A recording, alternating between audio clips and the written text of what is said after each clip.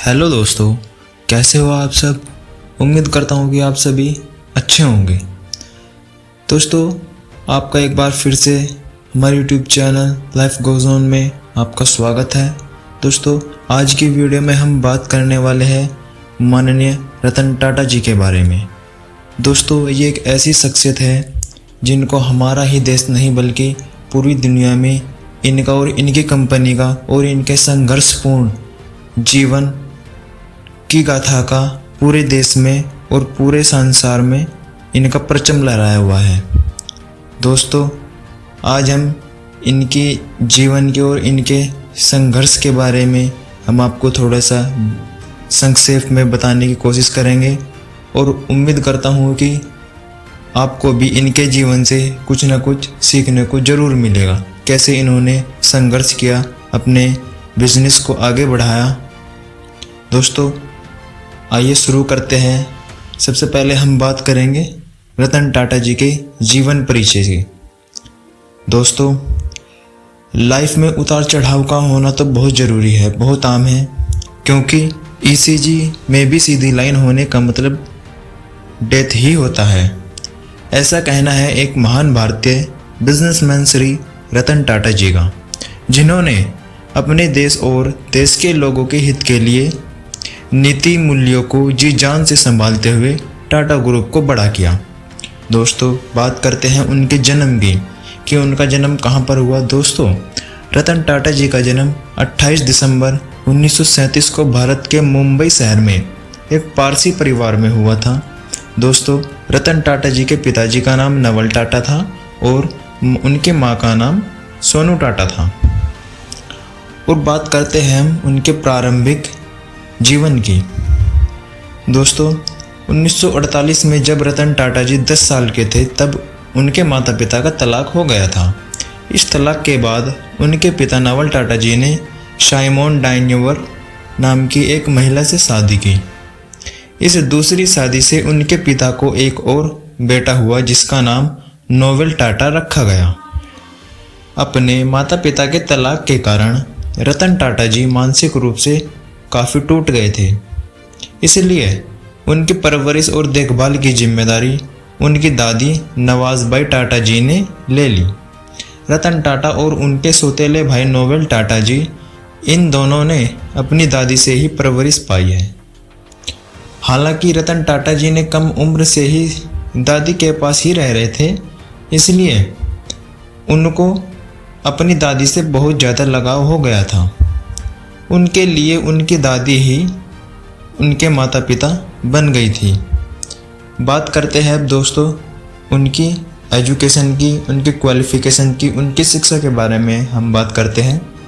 दोस्तों, उनके संघर्षपूर्ण कहानी के बारे में भी हम आपको बताएंगे और उन्होंने शादी क्यों नहीं की इसके बारे में भी हम आपको बताएंगे। दोस्तों, उम्मीद करता हूँ कि ये कहानी और ये मोटिवेशनल स्टोरी आपको काफ़ी अच्छी लगेगी। दोस्तों, रतन टाटा जी ने अपने 8th कक्षा तक की पढ़ाई मुंबई के कैंपेनियन स्कूल में पूरी की और उसके बाद उन्होंने मुंबई के Cathedral and John Connon School में एडमिशन ले लिया। उसके बाद मुंबई से हाई स्कूल तक की पढ़ाई करने के बाद रतन टाटा जी आगे की पढ़ाई के लिए अमेरिका शिफ्ट हो गए। अमेरिका जाने के बाद उन्होंने सबसे पहले न्यूयॉर्क के राइवरडेल कंट्री स्कूल से 12th कक्षा तक की पढ़ाई की और उसके बाद उन्होंने न्यूयॉर्क के ही कॉर्नेल यूनिवर्सिटी के हार्वर्ड बिजनेस स्कूल में एडमिशन ले लिया। यहाँ साल 1995 में उन्होंने आर्किटेक्चर फील्ड में डिग्री हासिल की और कुछ साल अमेरिका में बिताने के बाद सन 1962 में भारत वापस लौट आए। अब भारत वापस लौट आने के बाद कि उन्होंने क्या क्या किया, यह जानने के लिए दोस्तों रतन टाटा की संघर्षपूर्ण कहानी के बारे में हम अब बात करते हैं दोस्तों कि कैसे उन्होंने अपना संघर्ष किया, अपने जीवन में क्या क्या संघर्ष किए जिससे टाटा ग्रुप को एक नया मुकाम हासिल हुआ है पूरी दुनिया में। दोस्तों, रतन टाटा जी ने अपने करियर को 1961 से टाटा ग्रुप के टाटा स्टील के शॉप फ्लोर पर काम करना शुरू किया।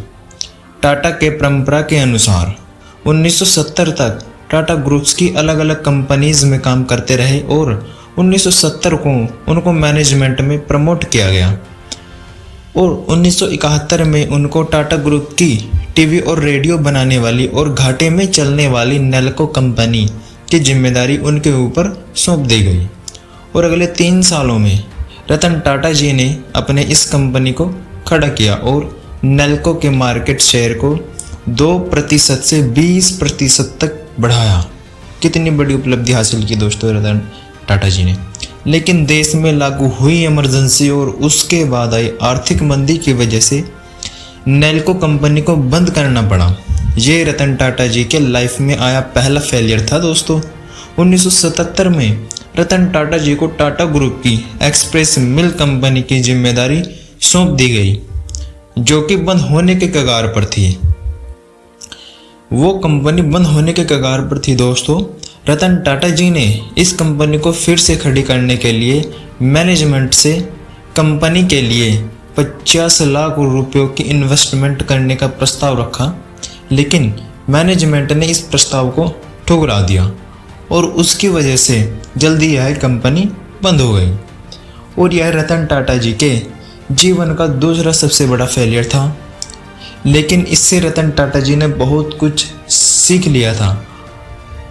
और फिर उसके बाद 1981 में रतन टाटा जी को टाटा इंडस्ट्री का अध्यक्ष भी बनाया गया और 1991 में रतन टाटा जी को JRD टाटा जी द्वारा टाटा कंपनी के चेयरमैन बनाया गया, जिसकी वजह से टाटा कंपनी और तेज़ी से बढ़ने लगी।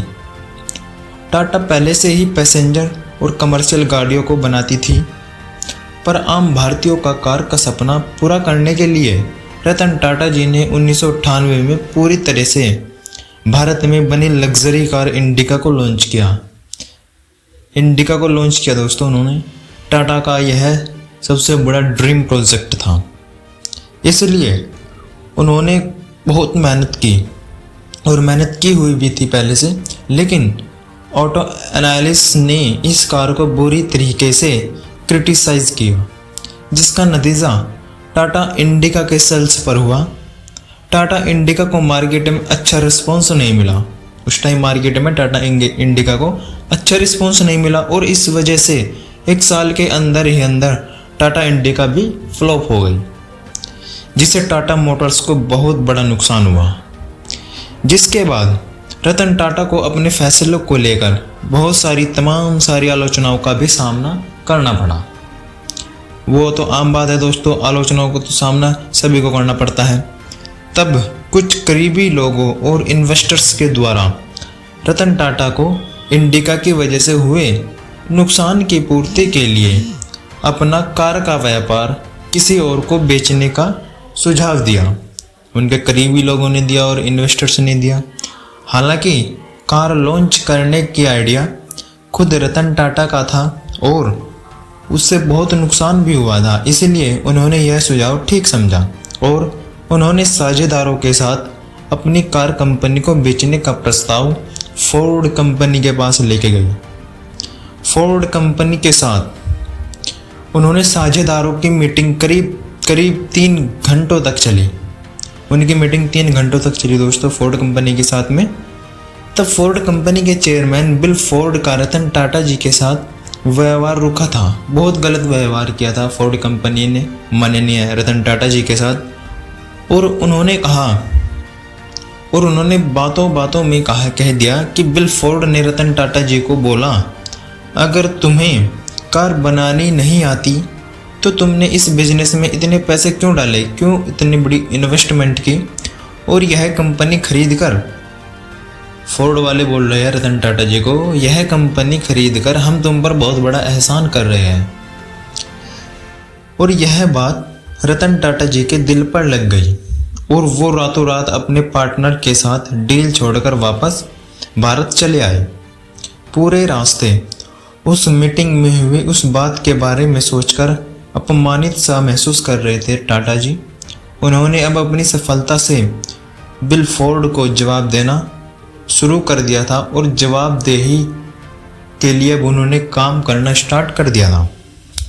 फिर टाटा जी ने वापस जाकर उन्होंने अपना पूरा ध्यान टाटा मोटर्स कंपनी पर डाल दिया। सालों तक रिसर्च करी और अपनी पूरी जान लगाकर इंडिका नया वर्जन इंडिका V2 लॉन्च किया। यानी कि इंडिका का दूसरा नया वर्जन उन्होंने लॉन्च किया, इंडिका V2 को लॉन्च किया। कुछ ही वर्षों में शुरुआती झटके खाने के बाद रतन टाटा का कार का व्यापार अच्छी खासी लय में आगे बढ़ने लगा और बेहद मुनाफे का व्यवसाय भी साबित हुआ। वहीं दूसरी तरफ फोर्ड कंपनी अपनी जगुआर और लैंड रोवर की वजह से घाटा झेल रही थी। अब फोर्ड कंपनी घाटा झेल रही है दोस्तों, ये संघर्ष की कहानी है ना। सन 2008 के आते आते फोर्ड कंपनी दिवालिया होने के कगार पर पहुंच चुकी थी। उस समय रतन टाटा जी ने फोर्ड कंपनी के सामने उनके लग्जरी कार जगुआर और लैंड रोवर कंपनी को खरीदने का प्रस्ताव रखा। देखो दोस्तों, ये समय की बात होती है, समय का चक्र होता है मेरे दोस्तों, जिसे बिल फोर्ड ने खुशी खुशी भी स्वीकार भी कर लिया। और बिल फोर्ड उसी तरह अपने साझेदारों के साथ टाटा समूह के ऑफिस पर पहुंच जाते हैं। जैसे टाटा ग्रुप गया था फोर्ड के ऑफिस में, ऐसा ही फोर्ड ऑफिस आया टाटा के ऑफिस में। जैसे रतन टाटा बिल फोर्ड से मिलने उनके ऑफिस में गए, उसके बाद रतन टाटा जी ने फोर्ड कंपनी से जगुआर और लैंड रोवर कंपनी को $2.5 मिलियन में खरीद लिया। फिर उसके बाद बिल फोर्ड जी ने वही बात फिर से दोहराई जो उन्होंने पिछली मीटिंग में रतन टाटा जी से की थी, लेकिन इस बार थोड़ी सकारात्मक थी। बिल फोर्ड जी ने रतन टाटा जी से कहा कि आप हमारे इन दोनों कंपनियों को खरीदकर हम पर बहुत बड़ा एहसान कर रहे हैं। लेकिन टाटा जी ने अपने मुंह से कुछ नहीं किया, ये उनकी एक सादगी की बात थी। दोस्तों, आज जगुआर और लैंड रोवर टाटा कंपनी का हिस्सा है और मार्केट में बेहतर मुनाफे के साथ आगे बढ़ रहा है। रतन टाटा जी अगर चाहते तो उसी पहले वाली मीटिंग में करारा जवाब देते, लेकिन उन्होंने ऐसा नहीं किया क्योंकि रतन टाटा जी अपने सफलता के नशे में चूर ही नहीं हुए थे। वो एक सादगी भरा जीवन व्यतीत कर रहे थे। माननीय टाटा जी, मेरे दोस्तों, देवी और सज्जनों, यही वो गुण हैं जो सफल और कामयाब इंसान में होता है। रतन टाटा जी ने जगुआर और लैंड रोवर की तरह कई सारी कंपनियों को खरीदा। सन 2000 में, जैसे कि ये कंपनी है, सन 2000 में टाटा ने कनाडा की टी बैग्स बनाने वाली टेटली कंपनी को खरीद लिया और उस कंपनी को दुनिया की सबसे बड़ी टी बैग बनाने वाली कंपनी बनाया। दुनिया की फिर उसको बहुत बड़ी कंपनी बनाया। फिर किसी भी इंडियन कंपनी की फॉरेन कंपनी को टेक ओवर करने वाली यह सबसे बड़ी डील रही है। उसके बाद रतन टाटा जी ने सन 2004 में साउथ कोरिया की Daewoo कमर्शियल व्हीकल को खरीद लिया, जिसका नाम बाद में टाटा Daewoo कमर्शियल व्हीकल रखा गया। फिर सन 2007 में टाटा ने कोरस कंपनी को खरीदा, जिसका नाम बाद में टाटा स्टील रखा दिया। सन 2008 में, उसके बाद फिर सन 2008 में स्कूटर पर घूमने वाले आम लोगों का खुद का कार लेने का सपना पूरा करने के लिए माननीय रतन टाटा जी ने 1 लाख रुपए में मिलने वाली टाटा नैनो कार को लॉन्च किया। शुरुआत में इस कार को अच्छा रिस्पॉन्स मिला, लेकिन बाद में इसे एक चीप कार का इमेज मिला। दोस्तों, इस कार की ऐसी इमेज बन गई थी जिससे टाटा नैनो कार फ्लॉप हो गई, एक चीप कार की इमेज बन गई थी। आज टाटा ग्रुप की दोस्तों, उनकी सफलता क्या है? आज टाटा ग्रुप की 100 से भी ज़्यादा कंपनीज जो 150 से भी ज़्यादा देशों में ऑपरेट करती हैं और जिसने 8 लाख से भी ज़्यादा कर्मचारी काम करते हैं। देश के प्रति जिम्मेदारी और प्यार के लिए टाटा कंपनी अपने प्रॉफिट में से 66% हिस्सा अपने भारत देश को दान करती है। दोस्तों, रतन टाटा को कई सारे पुरस्कारों से भी नवाजा गया है, लेकिन साल 2000 में भारत के पद्म विभूषण पुरस्कार से नवाजा गया और साल 2008 में भारत के OBE पुरस्कार से भी नवाजा गया है, जो भारत का दूसरा सबसे बड़ा पुरस्कार है। दोस्तों, ये थी उनकी संघर्ष से परिपूर्ण उनके जीवन की गाथा। कैसे इन्होंने फॉरेन की कंपनियों को भी खरीदा और अपने बिजनेस को आगे बढ़ाया, और उनकी इस सफलता का श्रेय इस देश के लोगों को भी जाता है। और उन्होंने अपने प्रॉफिट का आधे से ज़्यादा हिस्सा अपने देश की तरक्की को भी दिया। तो दोस्तों, ये एक बहुत ही सादगी भरे जीवन व्यतीत करते थे दोस्तों, और बहुत सिंपल जीवन जीते थे। और एक सबसे खास बात यह है कि इनमें कभी अहंकार नहीं था दोस्तों। तो दोस्तों, अब बात करते हैं माननीय टाटा जी की शादी के बारे में कि उन्होंने शादी क्यों नहीं की। दोस्तों, ये बात तो आप सब जानते ही होंगे कि टाटा जी ने कभी कोई शादी नहीं की, लेकिन क्या आपको उनके शादी ना करने की असली वजह पता है?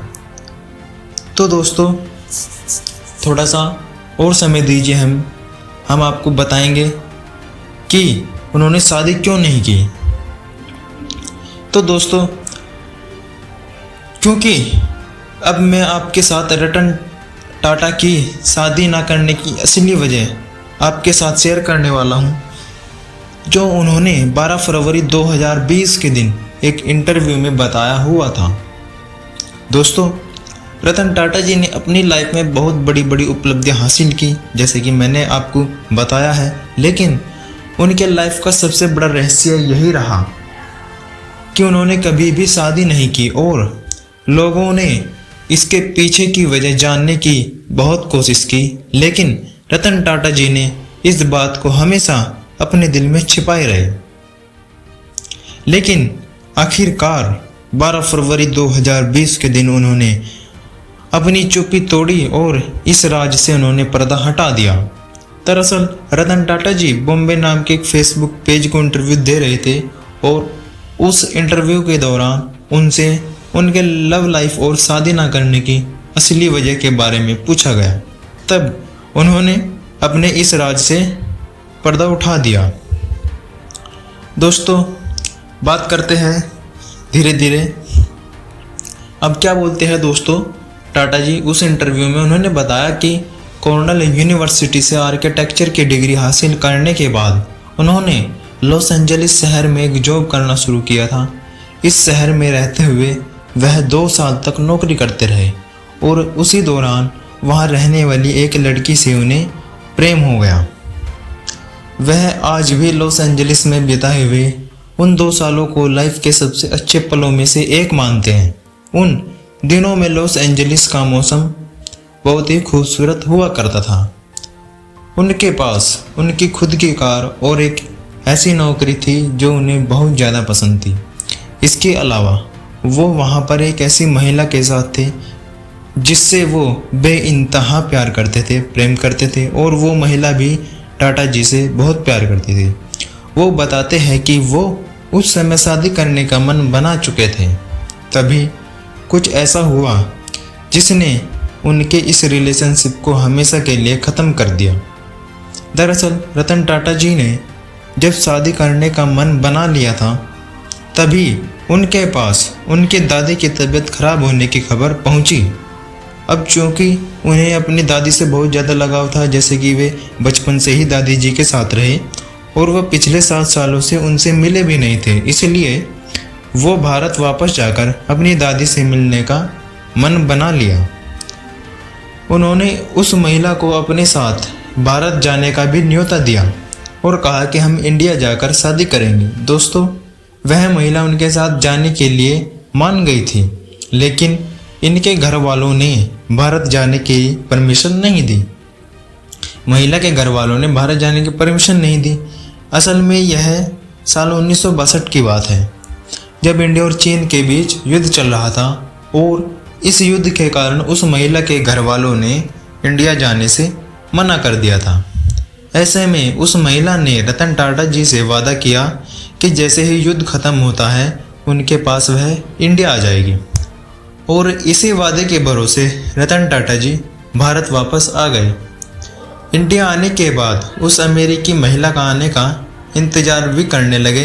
रतन टाटा जी को पूरा यकीन था, पूरा भरोसा था कि वो उनके पास ज़रूर आएगी, क्योंकि उन्होंने उनसे आने का वादा किया था, इसीलिए उन्हें पूरा भरोसा था। लेकिन यह इंतज़ार थोड़ा थोड़ा करके बहुत ज़्यादा लंबा होता गया और आखिरकार उन्हें यह खबर मिली कि उस महिला के माता पिता ने उसकी शादी किसी और से कर दी।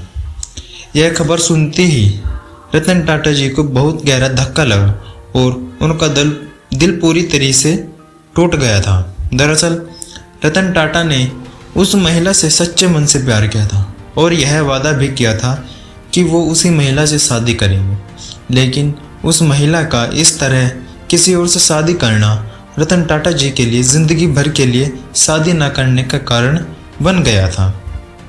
दोस्तों, इससे यह पता चलता है कि रतन टाटा जी अपने वादे और उसूलों के कितने पक्के थे और यही चीज़ उन्हें कामयाब होने के सबसे बड़े कारणों में से उन्हें अलग बनाती है। दोस्तों, यही कारण था कि उन्होंने शादी क्यों नहीं की। तो दोस्तों, अगर आपको वीडियो अच्छी लगी तो दोस्तों लाइक, कमेंट और चैनल को सब्सक्राइब ज़रूर कीजिए और हमें सपोर्ट कीजिए। दोस्तों, आगे हम ऐसे